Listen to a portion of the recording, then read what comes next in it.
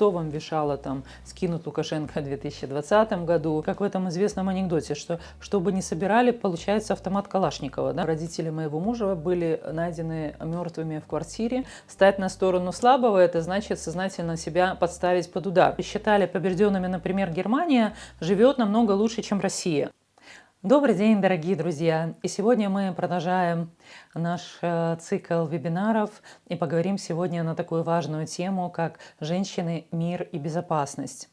В октябре 2000 года ряд женских феминистических организаций, в том числе Всемирная женская лига мира и свободы, ВИЛФ, с которой наш дом очень тесно сотрудничает и до сих пор, они участвовали в создании резолюции Совета безопасности ООН, и Совет безопасности ООН принял резолюцию 1325. Это очень известные цифры, которые понятны любой женщине, участвующей в миростроительстве. 1325. Я очень рекомендую вам тоже их запомнить.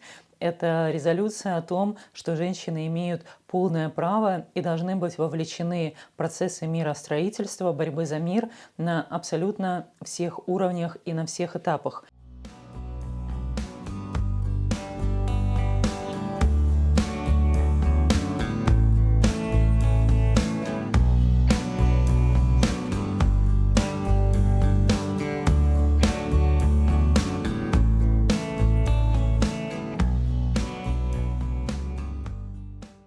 Потому что раньше, как предполагалось? Раньше предполагалось, что единственный значимый участник конфликта – это мужчина или мужчины. И оно понятно, потому что раньше на всех должностях, на которых принималось решение, как правило, присутствовали мужчины, не женщины, но и понятно, что так или иначе солдаты, которые участвуют в войне, чаще всего мужчины. Женщины не так участвуют в войне, хотя тут не нужно идеализировать и не нужно говорить о том, что участие женщин в миростроительстве – это некая панацея, потому что мы понимаем, что женщины точно так же могут быть солдатами, могут быть диверсантками, могут быть террористками, могут быть кем угодно и могут точно так же участвовать в вооруженных конфликтах, в войне, провоцировать войну, начинать войну и активно в ней участвовать.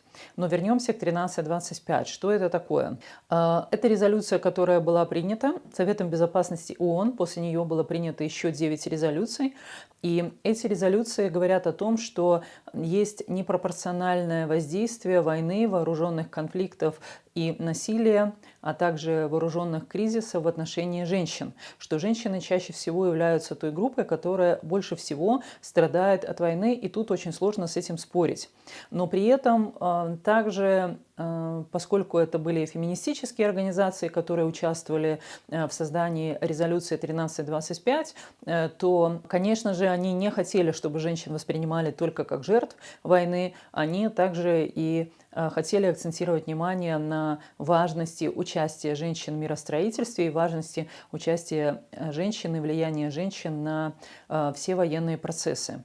И в первую очередь то, что предлагали и предлагают феминистические женские организации, это поменять приоритеты. Поменять приоритеты и сменить фокус военизированной безопасности на обеспечение безопасности вообще. Потому что, повторю, и я это говорила уже раньше, военизированная безопасность предполагает только один путь решения вопросов. Это на покупку оружия выделяется все больше денег, все остальные вопросы, связанные с гендерным равенством, бедностью, социальной справедливостью, связанные с правами человека, все эти вопросы игнорируются. И это означает, что создаются точки напряжения, которые в дальнейшем могут вырасти в какие-то военные или военизированные конфликты или насильственные конфликты. И что нужно заранее беспокоиться о том и работать над тем, чтобы исключить вообще даже само начало военных конфликтов и войны настолько, насколько это возможно.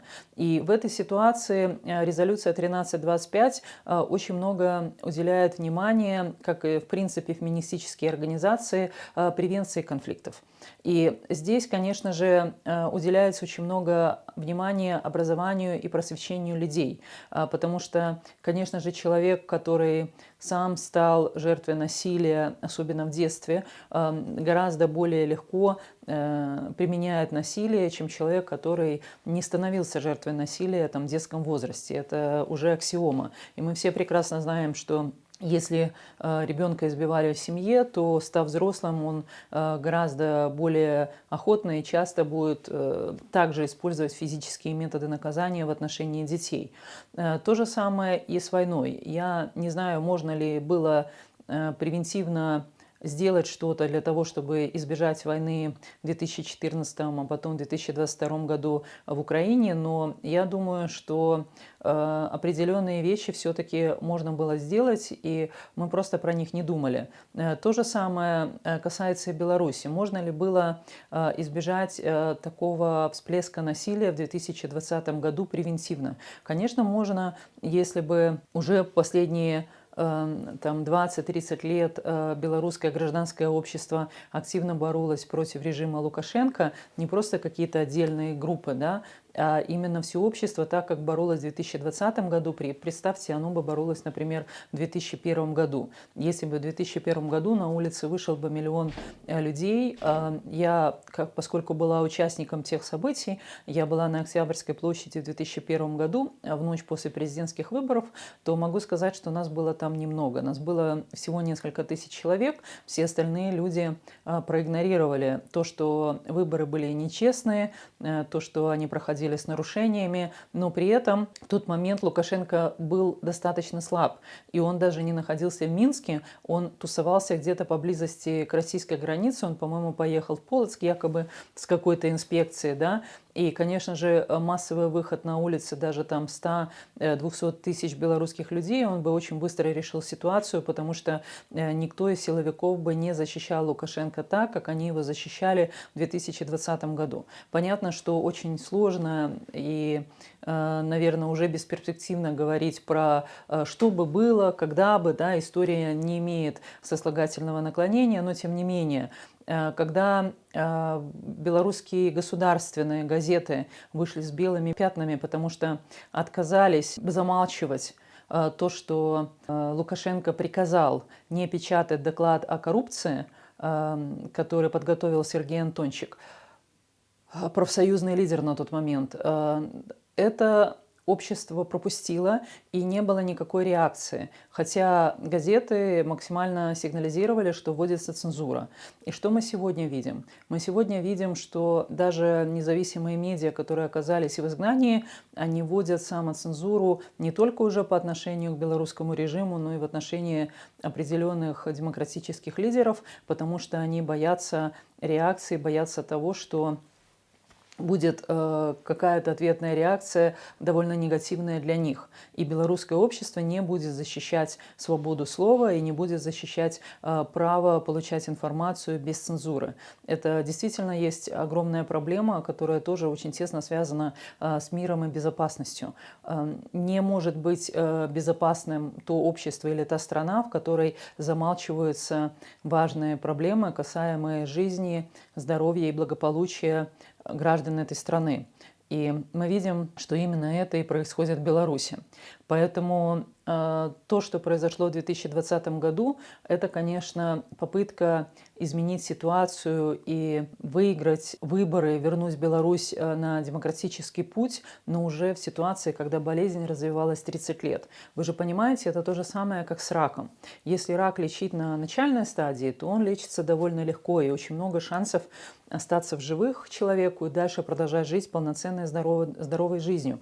Но если, например, рак уже на 4-й стадии, когда пошли метастазы, то, скажем, лечение уже намного более радикальное, и иногда даже очень сложно что-то вылечить, потому что слишком поздно.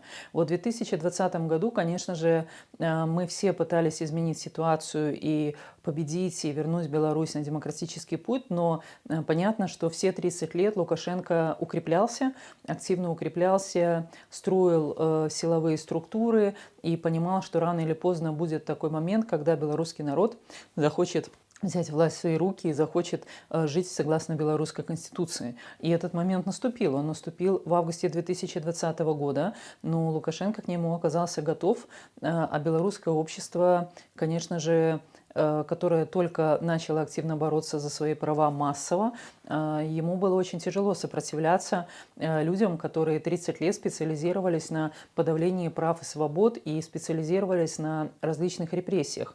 Поэтому в этой ситуации мы говорим про то, что безопасность — это не только набрать побольше оружия, это еще и очень многие другие аспекты, связанные с тем, что человек должен чувствовать себя спокойно и хорошо. Я думаю, что никто из нас не скажет, что в Беларуси он чувствует себя спокойно, хорошо и полной безопасности. Как бы про это ни говорила государственная пропаганда. Даже если пропаганда говорит, вот на белорусских улицах можно гулять спокойно, то это абсолютно не так. И я хочу привести пример даже с моей семьей. 15 декабря 2022 года родители моего мужа были найдены мертвыми в квартире одновременно, и до сих пор не возбуждено уголовное дело, до сих пор не проведено надлежащего расследования, как два человека оказались вдруг мертвыми в квартире, не болея никакими смертельными заболеваниями, и при этом есть ряд факторов, которые указывают, что умерли они не своей смертью. И это говорит про то, что сегодня белорусская милиция занята борьбой с инакомыслием, она занята борьбой с протестующими, она закрыла глаза на криминальные преступления, она их не расследует. И это означает еще и то, что люди, которые стали жертвами уголовных преступлений в Беларуси, они также не могут рассчитывать на то, что эти преступления будут расследованы, а это значит, что преступники убеждаются в своей безнаказанности, и это тоже имеет последствия, потому что преступник, который все больше и больше убежден в безнаказанности и что его никто не ловит, его преступления становятся все более и более жесткими. Они становятся все более и более агрессивными, и если там он начинает, например, с какого-то воровства, то он может дойти до убийства людей именно потому, что он уверен, что его никто не будет ловить, и он не будет сидеть в тюрьме. То же самое, кстати, и с сотрудниками милиции. Я заметила из своего многочисленного опыта, что если, например, сотрудник милиции тебя задерживает там, и, условно говоря, там, человеку дал подзатыльник или просто толкнул, и если человек на это никак не реагирует, то к следующему уже задержанному человеку будет применяться более жестокая сила. И так, если человек не реагирует, уже доходит до убийства людей. У нас была проблема в том, что очень мало организаций, фактически никто не занимались серьезно проблемами неполитических. У нас, например, была «Весна», которая, конечно же, занималась проблемами политзаключенных и условиями содержания в политических тюрьмах. Но содержанием, например, и условиями заключенных, которые не являются политическими, фактически никто не занимался. Этим занималась одна организация, и то, которая была в результате провокации МВД разогнана и закрыта, а два ее основателя оказались в тюрьме по сфабрикованным уголовным делам. Аналогично движение матерей 328 – это движение матерей, которые боролись за освобождение своих детей, оказавшихся за решеткой в результате небольших ненасильственных преступлений, связанных с наркотиками. И далеко не все они были виноваты в этих преступлениях. Точно так же очень долго общество не обращало внимания на проблему, потому что эта группа людей не является политической.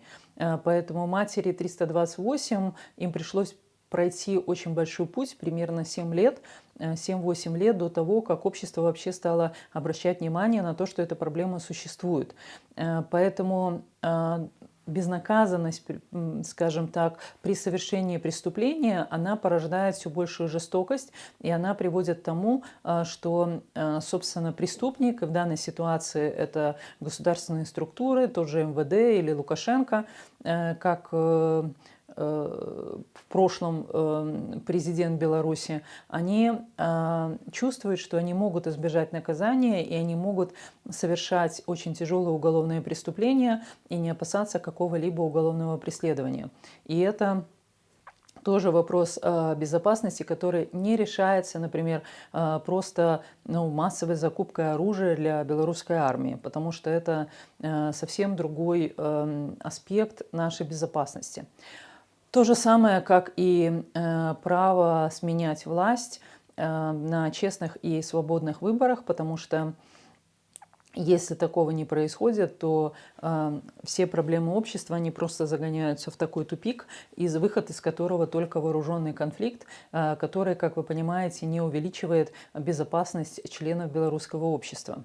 Вообще, если мы говорим опять-таки про женщин, мира и безопасность, то существует 5 приоритетов в повестке по вопросу женщин, мира и безопасности и гендерным аспектам. В первую очередь нам очень важен анализ конфликтов и войн с учетом гендерного анализа и влияния на женщин и девочек. И в первую очередь, как мы можем превентивно работать над тем, чтобы это влияние снизить или прекратить. Такого анализа на самом деле не так-то много, потому что не так много специалистов. И мало того, к сожалению, надо признать, что в современном мире что-то сломалось. И европейские даже политики все меньше и меньше работают над превенцией и все больше работают реактивно, то есть работают уже, когда что-то случилось. Это очень печальная тенденция, которая приводит к тому, что мы видим, что все больше и больше нарушаются права человека, и с этим тоже необходимо довольно активно бороться. Второй приоритет, конечно же, про который я уже говорила, это вовлечение женщин в процессы мира и миростроительства. Женщины имеют такое же право, как и мужчины, участвовать в процессах миростроительства и влиять на те процессы, которые происходят, в том числе участвовать в переговорах. Вы же понимаете, что даже сегодня, когда идет очень много споров по поводу, нужны ли переговоры между Путиным и Зеленским, на самом деле переговоры существуют между Украиной и Россией уже сейчас. Например, это переговоры по поводу обмена военнопленными. Понятно, что они идут очень тяжело, понятно, что это такой процесс очень нелегкий, но тем не менее эти переговоры есть. Есть переговоры по поводу обмена телами или возвращения тел, если, например, какая-то территория занята украинцами или россиянами. Есть переговоры по поводу возврата украинских детей, которые были похищены или незаконно депортированы на территорию Российской Федерации. Тоже очень тяжело идут эти переговоры, но тем не менее нельзя сказать, что эти переговоры отсутствуют. Также женщины имеют право высказывать свое мнение и участвовать в разработках сценария. Вот сейчас Украина и Владимир Зеленский предлагают свой сценарий «Формулы мира» для Украины, и в этом сценарии есть довольно много рациональных зерен и довольно много интересных и важных идей, которые действительно обеспечивают безопасность Украины. В частности, он говорит про то, что Украина не сможет чувствовать себя безопасно, как Беларусь и другие страны-соседи, пока в России не начнутся более серьезные процессы демократизации, пока Россия не станет демократической страной. На сегодняшний день, как мы понимаем, в России демократии нет. И, конечно же, возникает вопрос, как это обеспечить и как помочь российскому гражданскому обществу вернуть Россию на путь демократии. Но, как вы понимаете, это тоже не тот процесс, который можно сделать вот так. Это нужно просто помогать. Аналогично, как и в Беларуси, Украина не может чувствовать себя в безопасности, пока в Беларуси правит Александр Лукашенко, и пока в любой момент белорусская армия может пойти войной в Украину, воевать на стороне России. Тем более мы видим для этого все предпосылки. Мы видим, что в Беларуси проходят военные учения, в Беларуси все больше и больше закупается оружие, белорусская экономика переходит на военные рельсы, все больше и больше белорусских государственных предприятий выполняют заказы российского Министерства обороны. И мы видим, что белорусская армия, к сожалению, готова к участию в войне в Украине. И это означает, что пока в Беларуси не наступит демократия, пока в Беларуси не вернется безопасность и обеспечение основных прав и свобод белорусских граждан, Украина не сможет спать спокойно, и война в Украине не закончится. Это очень важные процессы, которые надо понимать И здесь, повторю, недостаточно подписания некого соглашения о мире между Путиным и Зеленским, если даже оно возможно, да, потому что война не заканчивается на подписании этого самого соглашения. Здесь гораздо больше вот этих внутренних процессов, которые происходят в разных странах, прежде всего в Беларуси и в России, чтобы война в Украине закончилась раз и навсегда. И мы должны, конечно же, на это влиять, и мы хотим влиять, поэтому мы говорим про то, что все больше женщин должно участвовать в процессах миростроительства, и в том числе наш дом выступает за то, чтобы мы тоже участвовали в процессах миростроительства в Украине и Беларуси и вокруг этих стран. Третий приоритет в повестке по вопросу женщин, мира и безопасности – это участие женщин в избирательных и политических процессах в обеспечении честных выборов. И, конечно же, если мы говорим про то, что женщины имеют право принимать участие и принимать решения по таким важным вопросам, как вопросы войны, миростроительства, вопросы обороны, вопросы обеспечения прав человека и так далее, то должны быть механизмы, ненасильственные механизмы обеспечения этого самого участия в процессах принятия решений. Но без свободных и честных выборов это невозможно. Поэтому пока в России и в Беларуси мы не добиваемся того, чтобы вернулись честные, свободные, демократические выборы, к сожалению, надо признать, что война в Украине будет продолжаться, и здесь борьба за честные, свободные выборы как раз является основой и в том числе антивоенной борьбы за то, чтобы в Украине настал мир. Также очень важный приоритет, про который обычно все стараются не говорить, потому что эта тема очень табуированная, это прекращение сексуального насилия в отношении женщин и девочек. Понятно, что война и ощущение у солдат, что они могут быть убиты в любой момент, то есть их жизнь может прекратиться, она срывает, скажем так, все защитные барьеры и все ограничения, которые были у людей. И очень часто женщинам и девочкам, особенно на оккупированных территориях, там, где идет война, приходится сталкиваться с сексуальным насилием, так называемыми военными изнасилованиями. Это, конечно, очень тяжелая форма преступления, но очень долго она не признавалась как форма военного преступления. И, насколько я понимаю, только вот как раз балканские страны во время войны смогли массово поднять этот вопрос про военные изнасилования и добиться того, чтобы военные изнасилования также относились к военным преступлениям. Это важный вопрос, потому что на сегодняшний день не так много экспертов и в том числе подготовленных специалистов по работе с травмой у женщин, которые стали жертвами военных преступлений. А если мы говорим, например, про Балканы, то там очень часто была ситуация, когда женщина была жертвой военного изнасилования, причем, как вы понимаете, чаще всего коллективного военного изнасилования, и ее семья считала, что она там после этого нечистая. И тем более, если женщина, например, беременела в результате такого изнасилования, понятно, что не было возможности там сделать аборты, каким-то образом прервать беременность, то таких женщин просто выгоняли из дома.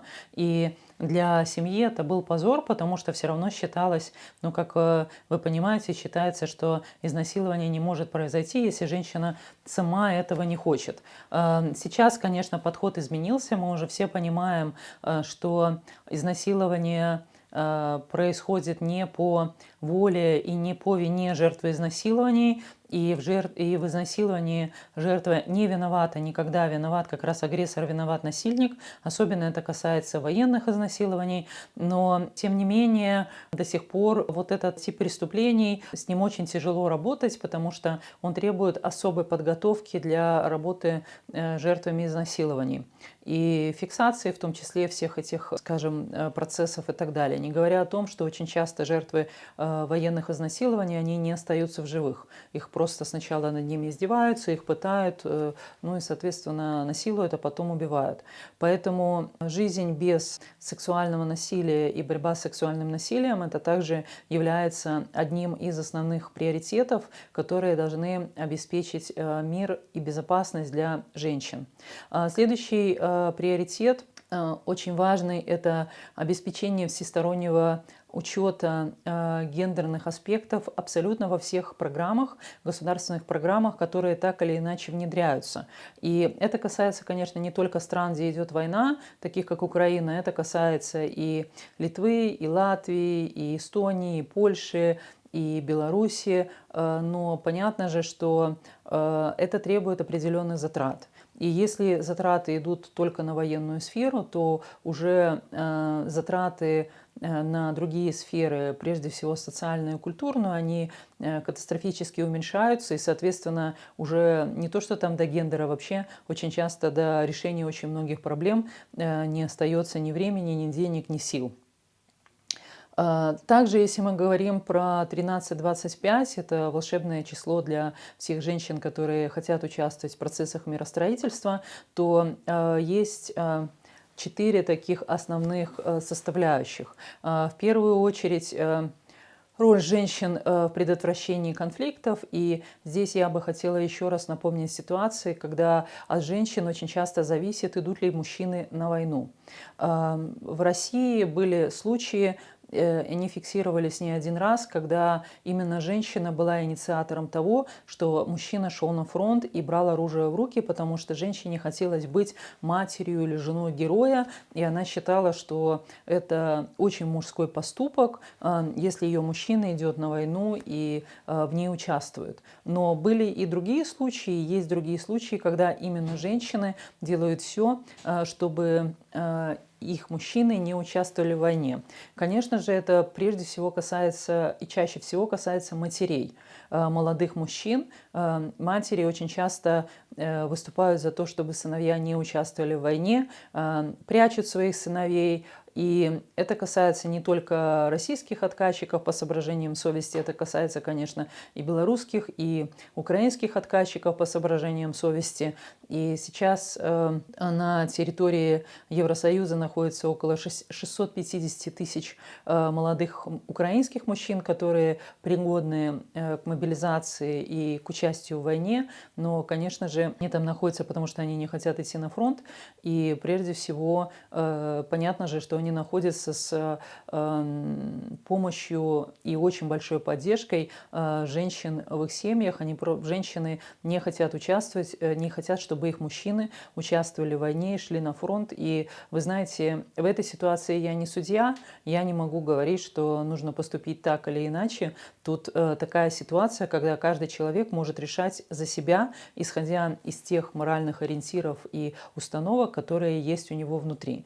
Но понятно же, что при этом обеспечение права не идти на фронт, не брать оружие в руки, это право является базовым, оно является закрепленным в пакте о гражданских и политических правах ООН. Но кроме двух первых приоритетов, которые, безусловно, очень важные, есть еще третий и четвертый приоритет. И третий приоритет – это защита прав женщин и девочек во время конфликта и после конфликта. Как я уже говорила раньше, на женщин конфликт и война влияет непропорционально сильно, и их права нарушаются легче всего. Это касается не только того, что они, конечно же, теряют дом, но и риски насилия, сексуального насилия. Опять-таки, поскольку женщины становятся в основном военными беженцами, то есть вынуждены бежать в другие страны, они оказываются в уязвимой позиции, то есть они могут быть легко вовлечены в торговлю людьми, они могут стать жертвами уголовных преступлений, и понятно, что эта группа очень уязвимая. Если мы говорим про беженцев, то понятно, что в любой стране беженцы или мигранты, не граждане страны, это не приоритетная группа, на которую обычно государство обращает внимание. Поэтому в этой ситуации особое отношение к женщинам и девочкам, которые бегут от кризиса, от террора, от военного конфликта, от войны, оно требует очень сильного внимания, вмешательства и, конечно же, реакции очень многих государств на то, что происходит с женщинами и девочками. Четвертая составляющая в защите женщин и безопасности женщин, которую брали на себя страны ООН, это, конечно же, особые потребности женщин, признание особых потребностей и нужд женщин, а также потребности женщин в реабилитации, интеграции и постконфликтном восстановлении. Даже если война закончилась вот прямо сейчас, это не значит, что жизнь людей вот так вот просто наладилась и все стало прекрасно, потому что мы все прекрасно понимаем, что война — это разрушение, и очень многим людям просто банально возвращаться некуда, их дома разрушены, их имущество уничтожено, очень многие родственники погибли, и поэтому, конечно же, интеграция обратно в мирную жизнь женщин и девочек и всяческая помощь по их реабилитации, особенно если они стали жертвами военных преступлений, военных изнасилований. Это очень серьезные вопросы. У меня есть одна из моих подруг, она занимается как раз-таки помощью жертвам военных изнасилований в разных странах. Она работала в Афганистане, она работала как раз на Балканах, и она рассказывала, как сложно женщин интегрировать и вернуть к мирной жизни, если они стали жертвами таких тяжелых преступлений, хотя бы потому, что, опять-таки, не так много экспертов, которые могут с этим работать. Очень многим женщинам нужна медикаментозная помощь, помощь психиатра, а психиатров не хватает, медикаментов тоже не хватает, и даже вплоть до того, что они использовали обычные мячики, знаете, такие, которые антистрессовые мячики, которые много раз сжимаешь, да, чтобы бороться со стрессом, они в том числе боролись в качестве такого очень быстрого средства первой психологической помощи для жертв военных преступлений, женщин и девочек, которые находятся в лагерях и у которых отсутствует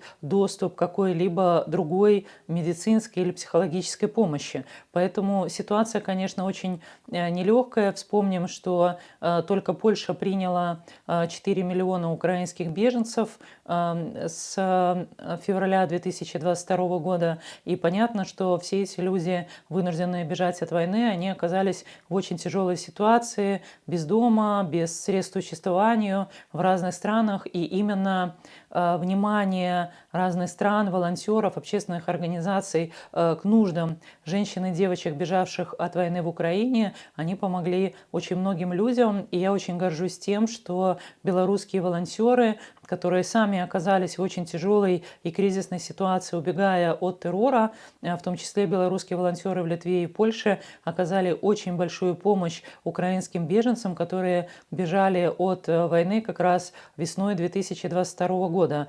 И я горжусь тем, что наш дом оказывал помощь, и не только наш дом. Мы все старались максимально помочь украинкам в такой сложной ситуации. Еще раз хочу повторить, что все страны ООН взяли на себя определенные обязательства в отношении женщин и девочек и обеспечения мира и безопасности женщин и девочек на всей планете. В первую очередь, просто еще раз повторяю, это предотвращение конфликтов и войн, а также насилия в отношении женщин, это обеспечение равного участия мужчин и женщин, в том числе в избирательных процессах, чтобы дать возможность решать любого рода конфликты ненасильственным путем, путем дискуссии, путем обсуждения, защита женщин в зонах конфликта и особое внимание к ситуации с женщинами и девочками в зонах конфликта, и также возвращение к нормальной жизни женщин и девочек после того, как война закончится. Вот эти составляющие, они очень важны, и если мы говорим про вопросы мира, то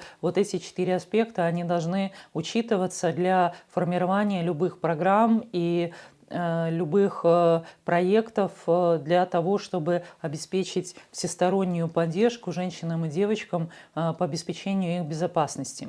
Вообще, если мы говорим опять-таки о том, что мы можем сделать как обычные граждане, в том числе белорусы, которые убегали от террора лукашенковского режима, то хочу еще раз подчеркнуть, что насилие, оно бывает трех видов. Насилие по отношению к себе, с этим мы очень часто сталкиваемся, потому что когда ты становишься жертвой насилия, в том числе государственного насилия, когда люди выходили на протесты и потом были жестоко избиты, кто-то был изнасилован, искалечен, кто-то оказался в тюрьме, то очень часто возникает такая защитная реакция психики, человек начинает сам винить себя, начинает думать, а вот если бы я не участвовала в протестах, а если бы я там не сказала, там не писала плохие комментарии там в социальных сетях, если бы я не высказывала свою позицию, может быть, все бы обошлось. На самом деле нет, потому что хочу повторить, что агрессор совершает какие-то действия, совершает насилие в отношении жертвы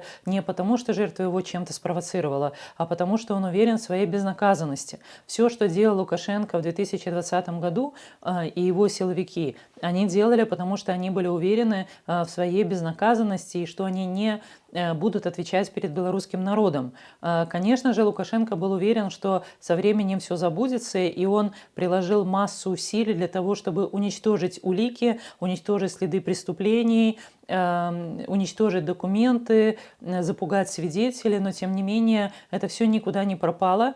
И так или иначе неотвратимость наказания, она очень беспокоит лукашенковский режим, и это заметно, потому что прошло 4 года, но в белорусском обществе по-прежнему нет мира, и очень заметно, что эта ситуация не будет решена мирным путем, и она не близится, скажем, к разрешению мирным путем, потому что Лукашенко создал все условия, чтобы мирным путем эту конфликтную ситуацию разрешить было невозможно. Так вот, повторю, насилие бывает трех видов. Это насилие в отношении себя, насилие в отношении близких или какой-то группы людей и государственное насилие. То есть уже когда государство делает насилие либо по отношению к своим гражданам, либо по отношению к другим государствам. Что мы можем сделать как граждане определенной страны, которая это самое насилие совершает? Первое – это то, что мы должны между собой договориться и согласиться, что война и насилие – это плохо, и это не может быть способом разрешения конфликта. Это очень важно, потому что это означает, что мы не соглашаемся с тем, что у Лукашенко есть право совершать насилие или какие-либо насильственные действия по отношению к нам. Это неприемлемо, и мы это не признаем, и мы это не акцептируем как нормальное поведение со стороны государства. Это очень важный момент для того, чтобы психологически мы себе это отметили. То, что делает Лукашенко и его режим, это ненормально, незаконно, и так действовать нельзя. Второй момент очень важный – это превенция, профилактика войны, профилактика террора, профилактика диктатуры. И это та работа над ошибками, или домашняя работа, которую нам всем придется сделать в будущем для того, чтобы эти ситуации не повторились. Практика 2020 года, и в том числе все, что происходит в белорусских демократических силах, показывает, что, знаете, как в этом известном анекдоте, что бы ни собирали, получается автомат Калашникова. Да? Так тут то же самое, что белорусская оппозиция, которая массово убегала за границу, у нее была уникальная возможность построить демократическую Беларусь в изгнании, с демократическим правительством, демократическими структурами и как раз-таки жить по тем самым демократическим принципам, по которым они не смогли жить у себя в стране, и как раз создавать модель демократической Беларуси, которая в какой-то момент могла бы заменить Беларусь тоталитарную. А вы устали терпеть? Вы устали молчать? Вы устали бояться?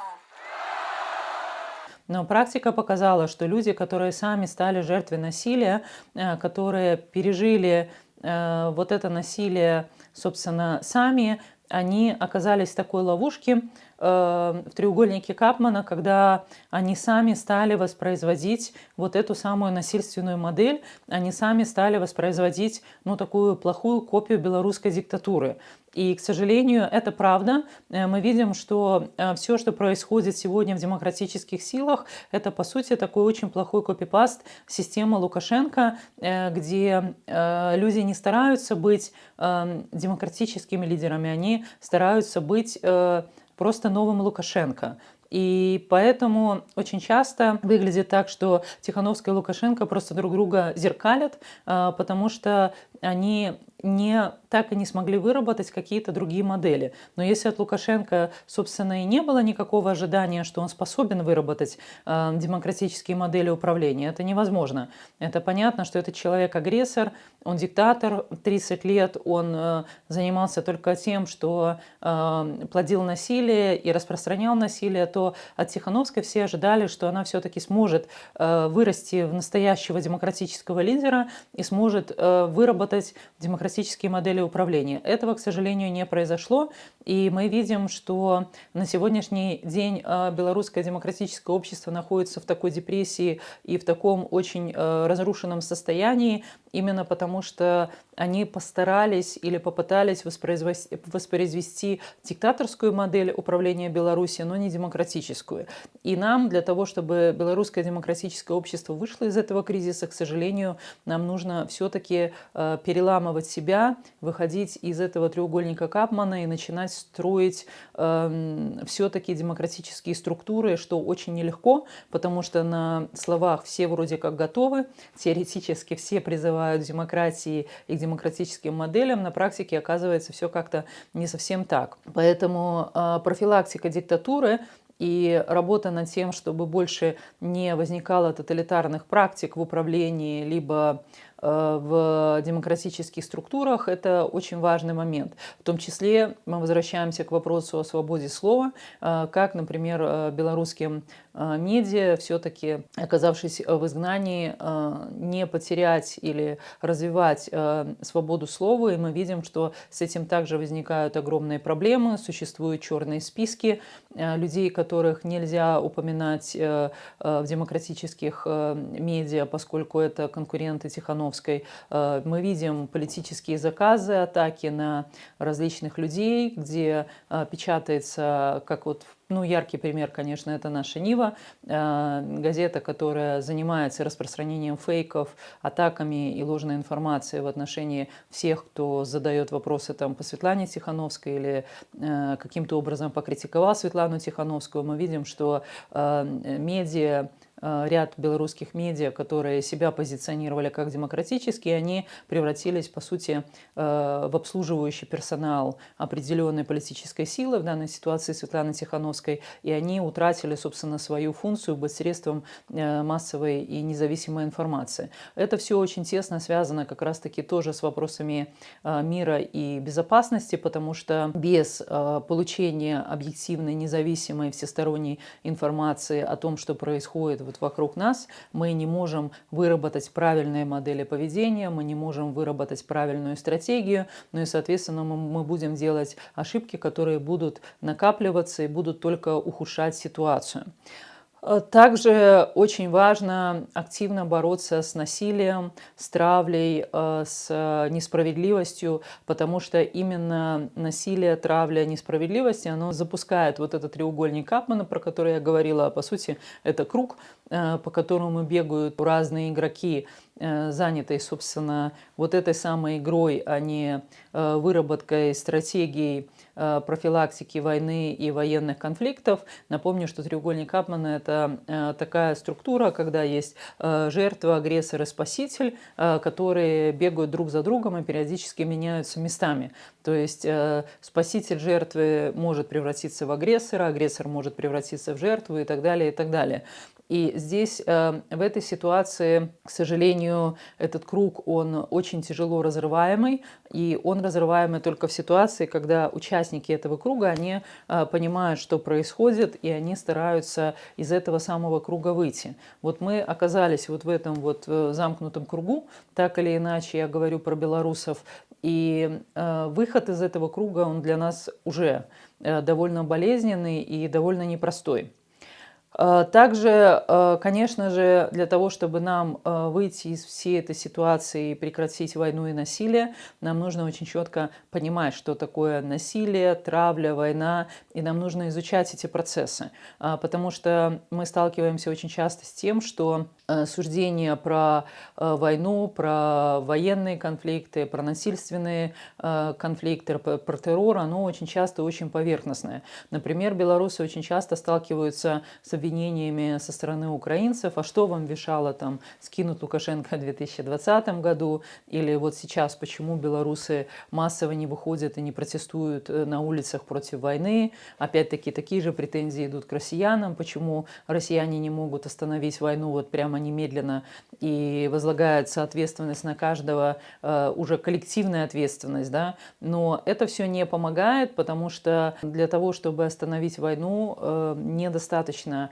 усилий только там одного, двух, там 10 или там какой-то группы людей. Это нужно, чтобы этот процесс шел массовый, но массовый процесс возможен только когда общество осознает, все общество осознает всю проблему довольно глубоко, всесторонне, и начинает с этой самой проблемой бороться.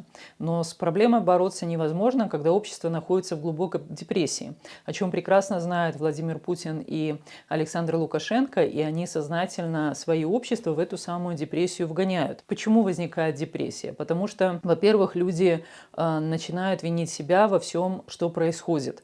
Поэтому, когда кто-то говорит про коллективную ответственность, он на самом деле делает очень плохую медвежью услугу для того, чтобы война продолжалась, потому что он старается вогнать людей вот в такое чувство вины, от которого у них просто не останется силы на борьбу и на исправление ситуации. У них не останется силы на то, чтобы сопротивляться, потому что человек будет просто раздавлен не просто там своей виной, да, он там ничего плохого не сделал. Например, антивоенные активисты – это люди, которые активно выступают против российской агрессии в отношении Украины, да, но если на них навешать вину за действия, например, российских солдат на украинском фронте, то понятно, что они не будут ничего делать, они прекратят всю свою борьбу и активность просто потому, что они будут раздавлены вот этим осознанием, вот этим чувством вины за все, что происходит. Этого допускать нельзя. Второй момент очень важный – не допускать victim blaming. Вот тут тоже очень интересный момент, потому что victim blaming – это обвинение жертвы. Понятно, что всем нам очень нелегко становиться на сторону слабого. Мы все хотим быть на стороне сильных, успешных, активных, на светлой стороне жизни. Стать на сторону слабого – это значит сознательно себя подставить под удар. Поэтому, если вы заметили, очень часто встречаются люди, которые начинают оправдывать Владимира Путина и начинают оправдывать Россию, начинают говорить, ну, может, не все так однозначно, но мы не знаем всей правды, ну, может быть, Украина действительно хотела напасть на Россию и так далее, и так далее. Это связано не с тем, что человек такой плохой или, там, не знаю, обслушался Соловьева, нет. Это связано с защитными реакциями человека, который боится, что если он поддержит более слабого в этом конфликте, того, на кого напали, да, а не того, кто напал, то он тоже будет слабый, и он тоже получит, собственно, по голове, огребет и получит какие-то проблемы, да. И в этой ситуации, конечно, нам нужно активно бороться с victim-blaming, это с обвинением жертв насилия, когда говорят, что Украина сама виновата, вот если бы она не захотела вступить в НАТО, ничего бы не было, ни Путин бы не напал. Ну, повторю, на самом деле Путин напал, потому что он хотел напасть, а не потому, что там Украина что-то сделала. И вы знаете, перед самой войной, как раз, когда шли еще эти дискуссии, и Россия прямо предупреждала, что если Украина решит вступать в НАТО, то Россия на нее нападет, то для меня это тоже был такой очень интересный философский вопрос, насколько Россия может решать там за чужую страну, на которую, собственно, она не имеет влияния и которая не является частью Российской Федерации. И, конечно же, тут такой тоже очень сложный вопрос – это цена вопроса.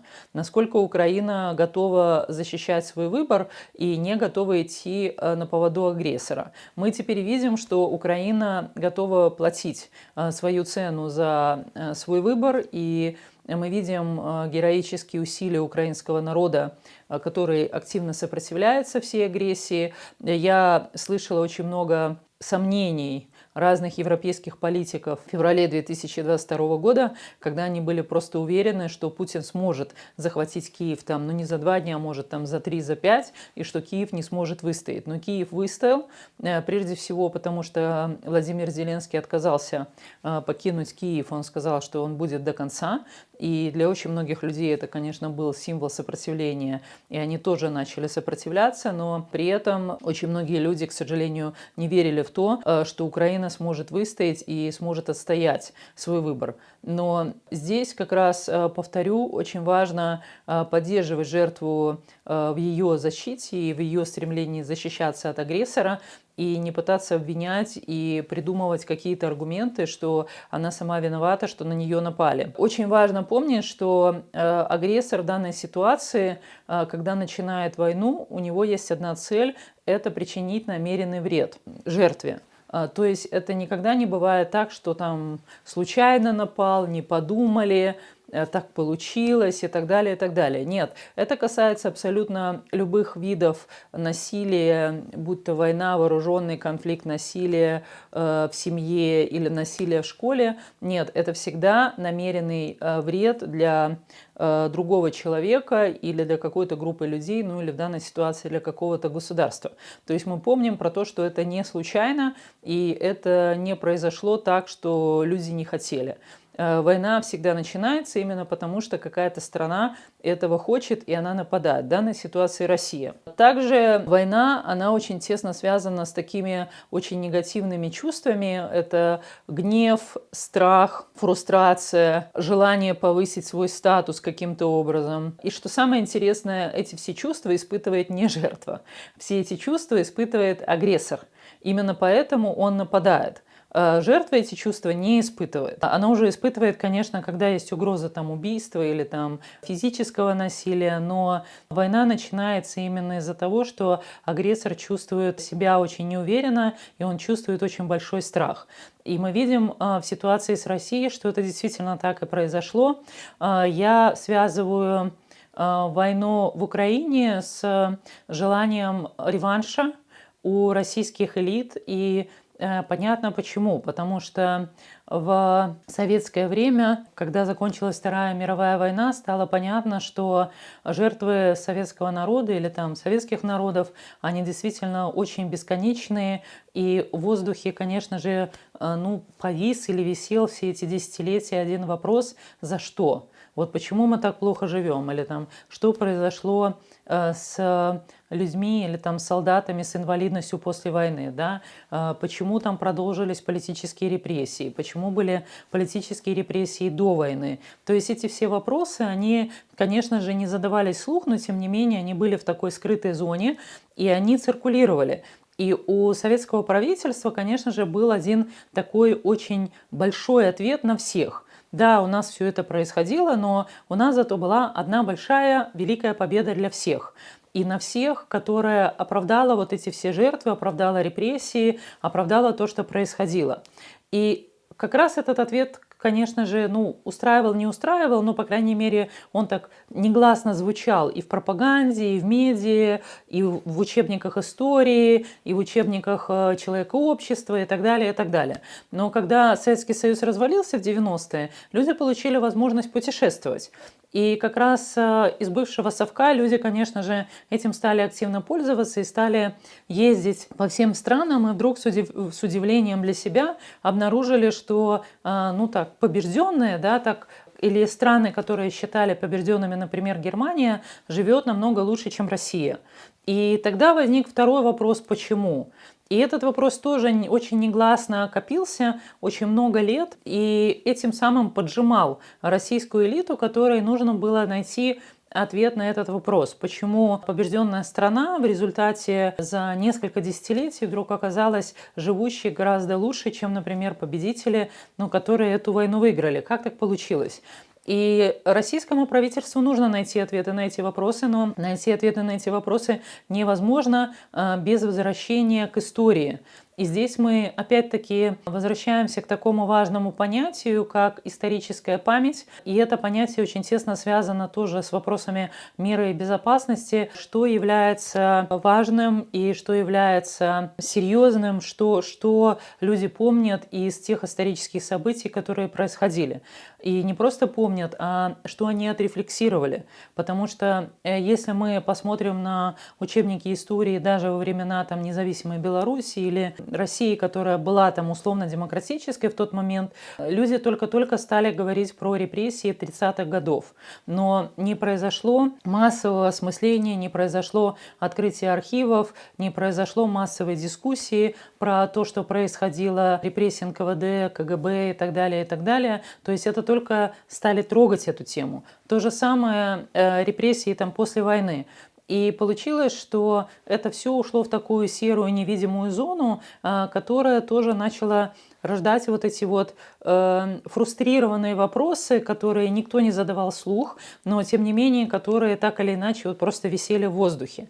И сегодняшняя война России с Украиной – это как раз-таки, как я понимаю, попытка России ответить на ряд незаданных вопросов российских граждан и найти какой-то ответ, в том числе определенное желание реванша, которое они хотят получить, ну, таким довольно странным образом. Без осознания этого мы ничего не сможем сделать, потому что очень многие аналитики говорят про то, что даже если войну в Украине вот прям заморозить сейчас, остановить сегодня, то, условно говоря, через 8-10 лет Россия опять восстановит силы, она пойдет опять войной на Украину, и опять будет то же самое. Ну или там на Беларусь, например, или там на Литву, Латвию, Эстонию или там на какие-то другие страны, но очень понятно, что этот конфликт, он не становится заморозкой. И это правда, потому что для того, чтобы война остановилась, нужно в том числе, чтобы мы вернулись к исторической памяти, чтобы мы вместе отрефлексировали, что происходило в прошлом, и в том числе обсудили, проговорили эти процессы. И не только то, что происходило в России, но и то, что происходило в Беларуси, в Украине, в Литве, в Латвии, в Эстонии. И не только, скажем так, вкусные и приятные моменты, но и те моменты, которые были откровенно неприятные, и на данный момент они довольно табуированы. Поэтому сегодня вот вопросы исторической памяти и всего, что происходило последние 100 лет у нас на нашей территории, это тоже вопросы, которые так или иначе ведут к прекращению войны и к тому, что мы можем каким-то образом остановить вот это вооруженное насилие или хотя бы сделать так, чтобы в будущем оно было прекращено, не повторялось. И в данном случае я бы сказала, что замалчивание исторических вопросов и исторических процессов, оно не такое безобидное, и оно влияет абсолютно на каждую семью. Даже приведу такой очень простой пример. В психологии есть такое понятие, как мертвая мать. Это женщина, которая невольно, не осознавая того, она выжигает просто все вокруг себя, и она в том числе убивает своих детей. То есть, когда дети, например, у женщины растут, но у них там частые травмы, они болеют, они умирают, даже вроде как бы ничего не предвещало, но тем не менее. Медея. В древнегреческой мифологии это царевна, дочь царя Иэты и Идии. Это женщина, которая ради любви к мужчине предала своего отца, убила своего брата, добыла любимому власти, родила ему 2 сыновей. А после предательства и женитьбы любимого на другой погубила соперницу, а в качестве мести за измену мужа убила и своих маленьких детей. Это имя стало нарицательным, как имя матери, которая убивает своих собственных детей. Вот здесь я бы привела в пример ту же Лидию Ермошину. Лидия Ермошина – несменяемая глава Центральной избирательной комиссии, непрофессионал настолько высокого уровня, что ни одни выборы под ее руководством не были признаны международным сообществом, а последние, наконец-то, и белорусским народом. Да, она такая очень яркая представительница мертвой матери, которая вокруг себя оставляет выжженную землю, в том числе не только в общественной сфере, но еще и в личной сфере, как мы все прекрасно знаем. Классическая «я батька». И очень часто феномен мертвой матери, он связан с тем, что 3 поколения назад какая-то женщина в ее роду, скорее всего, ее бабушка или прабабушка, стала жертвой очень страшного насилия, И, конечно же, у нее там не было ни психологической помощи, ни возможности там проработать свои травмы. И для того, чтобы выжить, она вынуждена была, ну так, замерзнуть, замереть. Она вынуждена была вот эти все свои негативные чувства запрятать внутрь. Ну, например, женщина осталась там в лесу, в землянке зимой с 5 детьми или там с 3 детьми, при этом зная, что там 2 ее ребенка и мужа там убили, да. То есть она пережила очень страшные события в своей жизни, и, конечно же, у нее не осталось времени ни на ласку, ни на тепло, и тем более на саму себя. И она и будет воспитывать следующие поколения в таком вот замершем режиме, и она каким-то таким интересным образом будет это передавать просто по наследству, причем, что хуже, поскольку следующие поколения это не будут знать, в чем дело, да, и она не делится с тем, что там в ее жизни произошли такие страшные события, то поскольку это все будет так циркулировать в невидимой психологической сфере, то последствия будут для следующих поколений гораздо более серьезные. То есть они сами будут не понимать того, что они вот так вот распространяют насилие вокруг себя.